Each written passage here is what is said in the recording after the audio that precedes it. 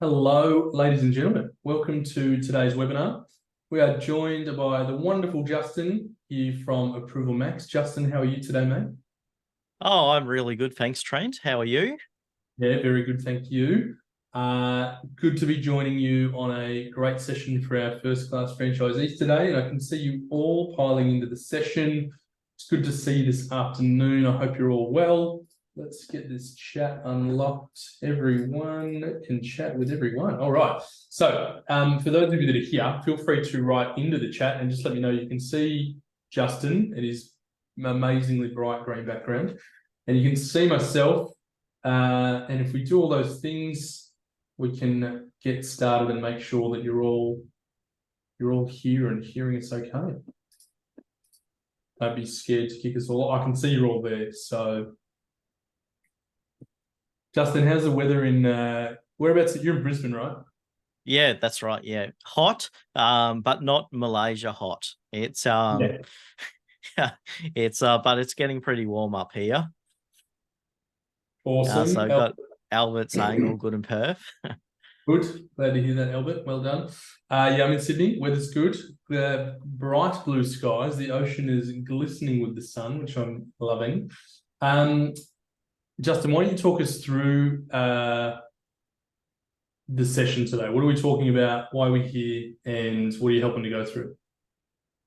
Yeah, okay. So depending on whether or not people were at the conference last month, people have probably seen like sort of a high level demo of ApprovalMax already.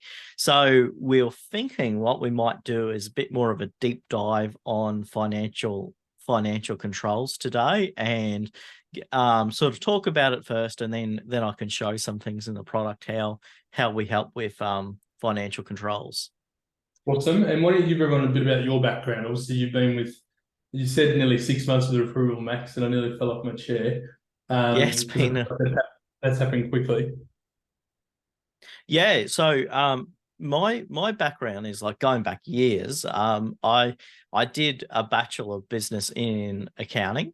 And I briefly worked in public practice, but then I went off and did some other things. But then in 2013, I got an account manager job at Xero, and so I was actually an account manager at Xero for 8.5 years, and then I did some sort of other internal roles where I sort of was doing internal training and stuff at Xero. Um, and yeah, so I've got over a decade's experience in this sort of space we're in, the Xero and QuickBooks Online ecosystem. Yes, so I kind of feel like the last decade we've been talking a lot about automation, cloud, that kind of thing. And at ApprovalMax, I'm really keen to sort of start a conversation around financial controls for small businesses. Cool. Why don't we start there? I mean, in the session, we talked about what the best ways are to tighten financial controls for clients of all shapes and sizes. Now, all shapes and sizes is a broad statement, right? So do you have a particular approach or a process you normally follow to see where the gaps are? Yeah, that's right. So, interesting statistic that Xero came up with in one of their surveys in 2021 for their scam week.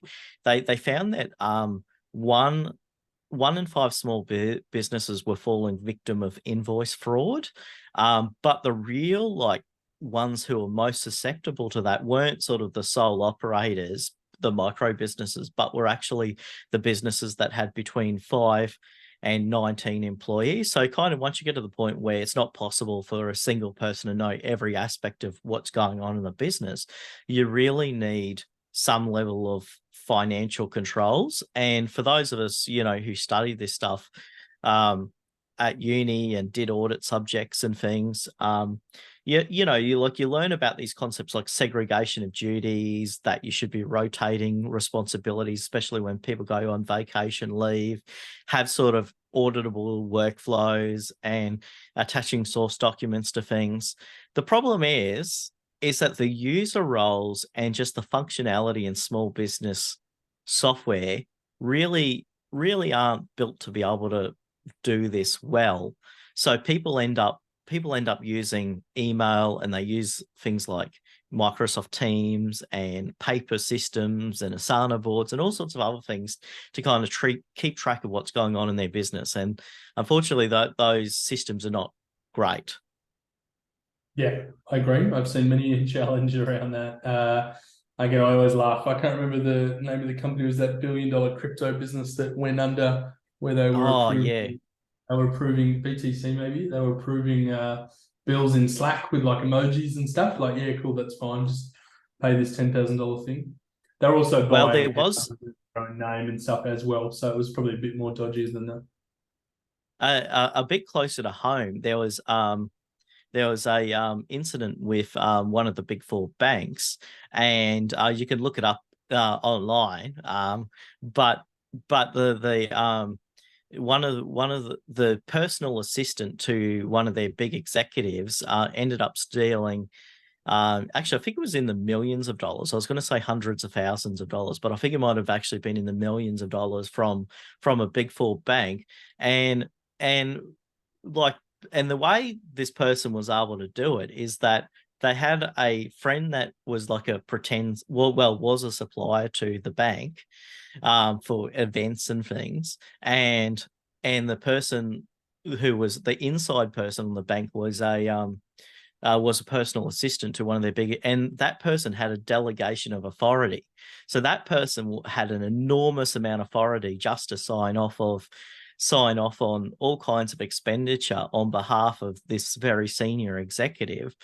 And you have to think, why would you give such a fairly junior employee such responsibilities? It's probably because they didn't have any systems in place to make it easy for those things to be approved. And so their system was to give someone a trusted employee, give a trusted employee a delegation of responsibility. I think we could do a bit better than that.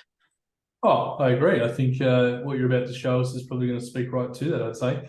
There was a few other things here, but I'm also just conscious of getting into the session while we've only got 30 minutes as well.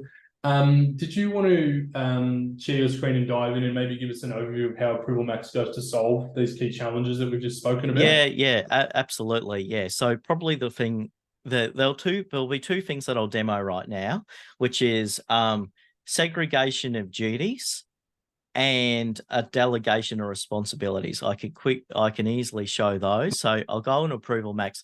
Now, for those of you who are familiar with ApprovalMax, you may notice that my screen looks a bit different. That's because we've got a new UI coming out soon. And I did not recognize and what you were showing me. yes, yeah. So don't panic. You'll be getting this soon. So just demonstrate segregation of duties, I'll go into the approval workflows. Now, we can do approval workflows. I'll just close this. There we go.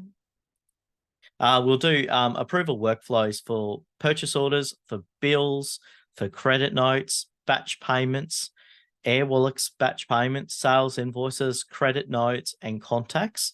And we've got some other workflows coming soon as well. But the two big ones that people start off with are the purchase orders and the bills. So we'll go into bills.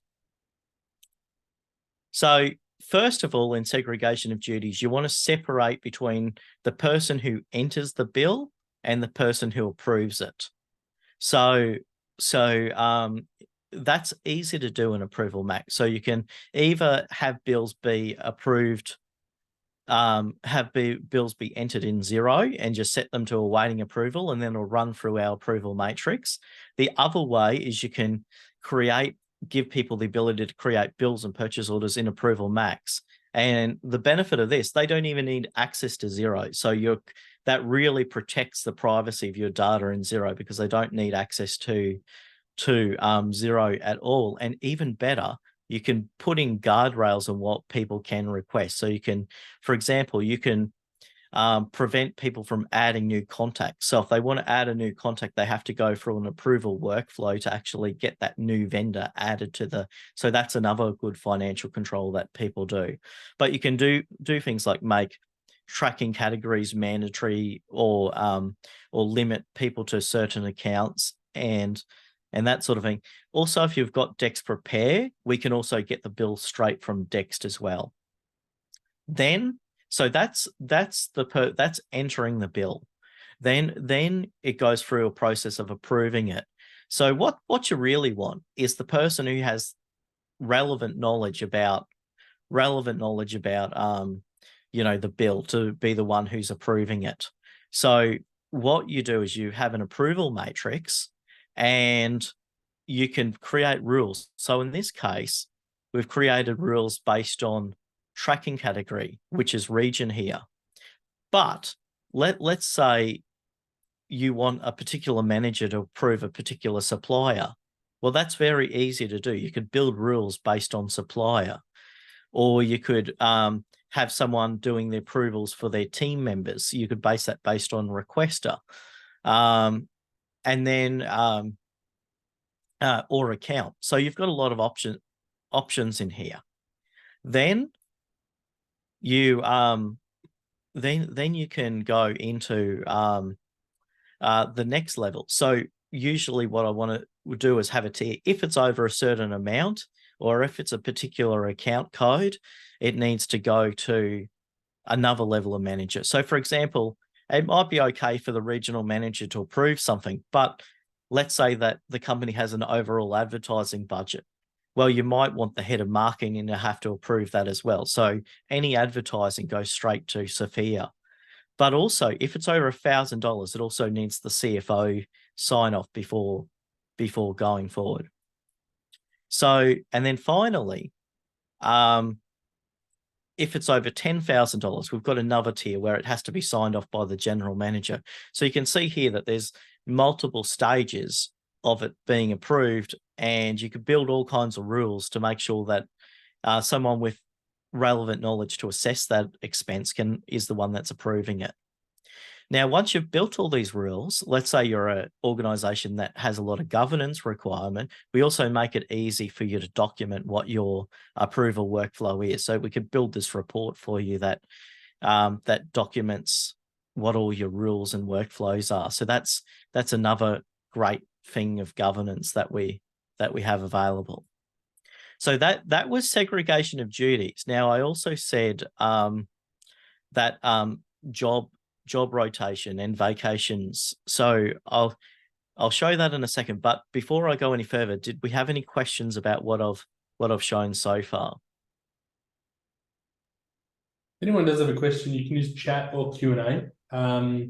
Robert, I know you mentioned before that you didn't have sound, but from what I could tell, Albert could hear what we were saying. So I expect that everyone else should be hearing and no one else has said anything.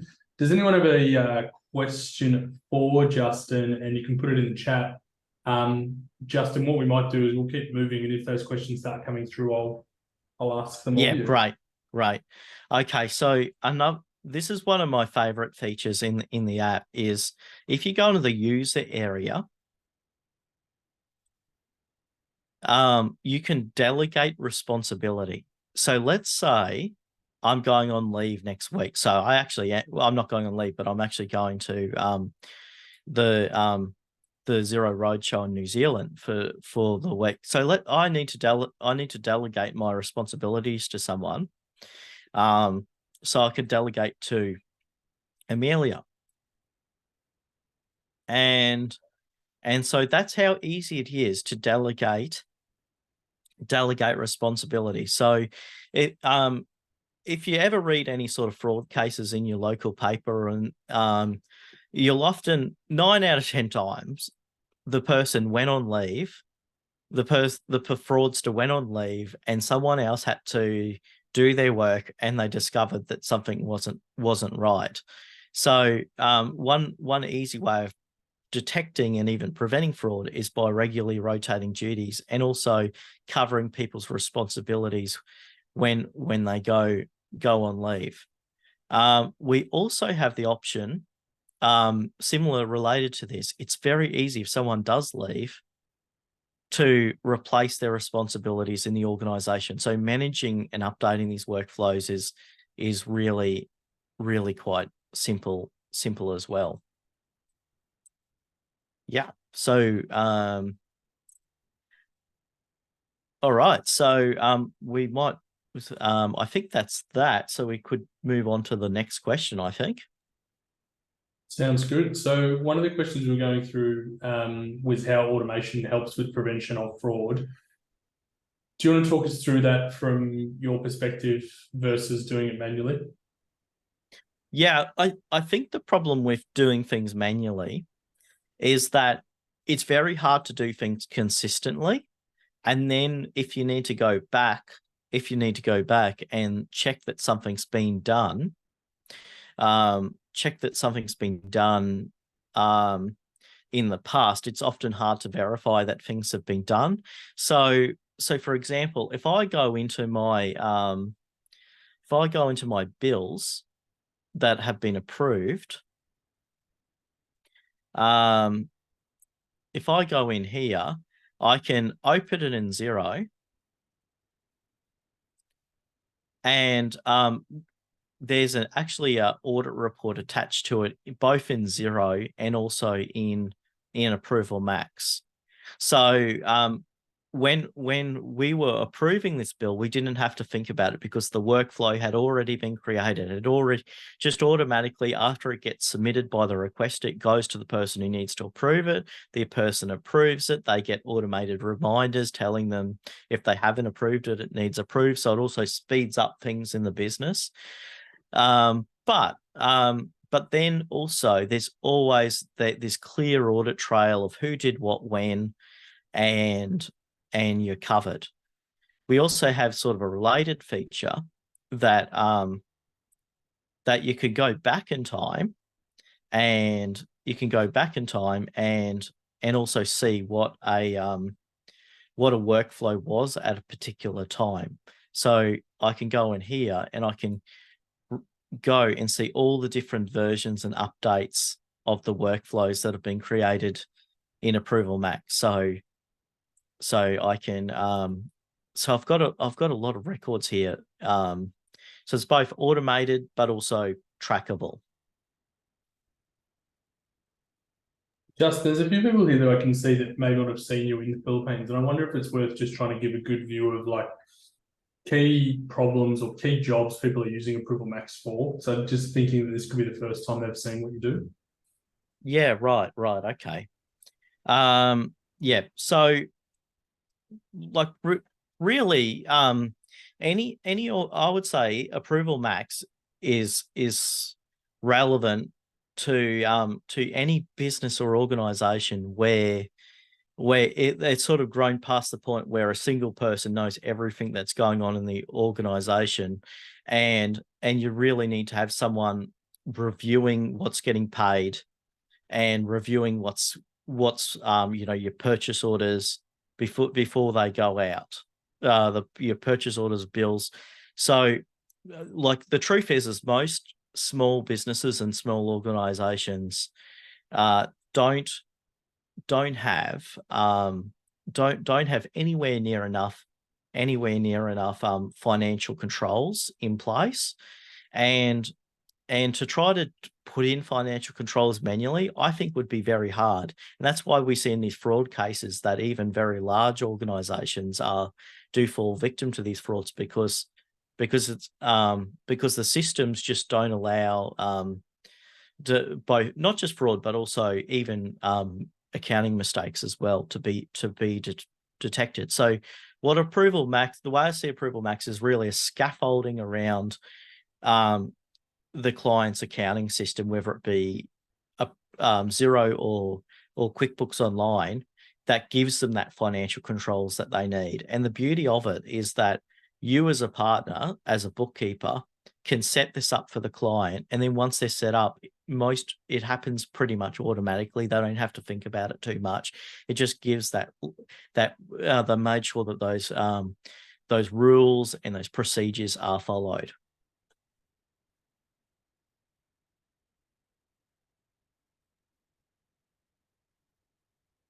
Right. While we've got 10 minutes left for the session, Justin, I wonder if it's worth trying to talk through best type of clients that you normally recommend. Like, so if you've got clients you're trying to consider for ApprovalMax, who would you normally recommend, whether it's a pain point or a typical industry or vertical or anything along those lines? Yeah. So a really big one for us are like non-for-profits and associations, because they have governance requirements. And there's that separation between the governance side of the organization and the operational side. And ApprovalMax just makes all of that governance really, really easy. And those organizations are also often need to be audited as well. So because those audit reports are being generated and everything's documented, it makes audits really easy. And also not just on the providing the source documents and audit reports and things, but also the audits of the internal procedures. Is very easy to say, yes, we do segregation of duties. Yes, we do rotations on vacations. We do require purchase orders to be matched to bills, because you can demonstrate all that by using ApprovalMax. So that's one example. But there's lots of others as well. Like we have a lot of construction clients where they need a person who needs to be the person you want approving expenses needs to be familiar with a particular project. That's a really good one. We have all kinds of industries. We have like I've seen quite a few renewable energy projects come through, because that they have a lot of investors and things that they need to satisfy. So yeah, I mean, there's lots of potential, but a really good place to start is any sort of non-for-profit associations, anything like that's a good starting point. Do you want to talk through some of the price points so everyone understands how to position it when they're speaking to clients? Yeah, all right, sure. Let me just bring up our pricing. So I'll bring in Aussie dollar. Okay, so we offer both yearly and monthly pricing. So I'll go to the monthly pricing. We have 3 plans. We have standard, advanced, and premium. Your standard really gives you basically approvals. It gives you approvals for bills, purchase orders, credit notes, sales invoices, plus you've got unlimited users as well. Now, the advanced plan, that brings in a bit more, goes beyond just approvals and goes into a bit more financial controls, such as we add bill to purchase order matching, budget checking. So what that is where we can bring in your budget from zero, and when you're approving a bill or purchase order, you can see how you're going against that account code. On purchase orders, we also add goods received notes. So if you're dealing with physical stock, you can check that things have been arrived in a good condition. There's also contact approval, which is really important, approving new vendors before they go into your system. That's a really good protection, as well as auto approvals and workflow version history, which I went before. So that's sort of your advanced plan at the $95 point. And then your premium plan at $133 is where you get batch payment approvals, air wallets, standalone workflows. So this is really good if you're paying bills on behalf of your client, because what you can do, and I know this is a real big source of anxiety for a lot of bookkeepers, is that they're handling the client's money and having access to their internet banking and things.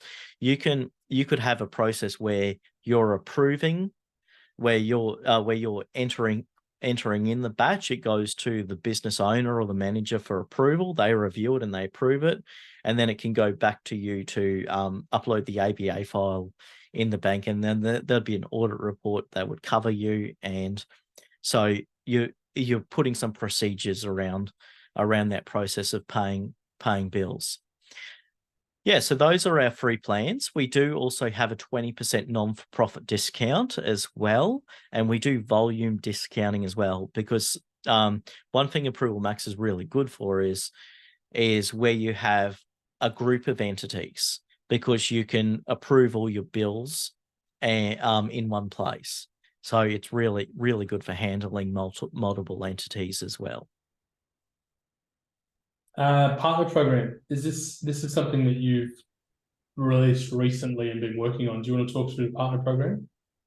Yeah, that's right. So we have a free partner program if you're an accountant, a bookkeeper, or a cloud integrator. So everyone in this call's most likely a bookkeeper, and it's completely free. And what you get is you get a dedicated account manager. You get your own license for free, so you can use ApprovalMax in your own practice for free. You get partner discounts. Plus, we really like to do joint marketing things with our partners as well, and we also have a certification program that you and your staff can do as well. So, if you haven't signed up already, I'd highly encourage you to sign up today, because it costs you nothing, and that way we're able to help you whenever you need help. Awesome. What else would you like to cover, or anything we can talk about before we wrap the session up? Yeah. Okay. Well, that's it. Yeah. So I guess I'd just really like to end on where ApprovalMax sits in is it really just again creates that scaffolding of financial controls around an organization. It really protects your clients. I mean, fraud or even just honest mistakes where things get paid to the wrong place or whatnot can cost tens of thousands or hundreds of thousands of dollars. And ApprovalMax really gives them that protection around their business. So it's a very important thing that I think we're not thinking about enough as an industry. We haven't been thinking about financial controls. We've been thinking about automation for the most part, and in cloud. That's been the conversation and a little bit advisory. So that this is a whole new sort of thing we haven't spoken about a lot in the last decade. Cool. Very good, mate. Well, thank you for your time. Albert's question is if you integrate with MYOB. Sadly, no, we don't. We do Xero, QBO. We also do NetSuite, and we also have an integration with Sin7 Core, which used to be known as Dear Inventory. So that's usually a combination of using Xero for their admin side and the Sin7 Core for their inventory. Yeah. Cool. Thanks for your question, Albert. Thanks, Justin. If anyone's got any other questions, we've got a minute or so. Robert's asking about a HubDoc integration. I'm fairly sure there's a way around this as well, Justin, but I'll let you talk through it. Yeah. Okay. So the HubDoc, there isn't an official HubDoc integration. However, you don't really need it because if I go to the bill workflow, in this area, bills awaiting approval, all you've got to do is go on HubDoc. When it gets pushed through, set it as awaiting approval rather than approved, and then it will flow through to ApprovalMax when we sync with Xero, and then it will run through this approval workflow, and then once it's been approved, we will approve it in Xero. So you can use ApprovalMax with HubDoc, with Easy Bills. What are some of the other ones? So pretty much any of those tools, as long as they give you the option to push it through as an awaiting approval bill, you're all set.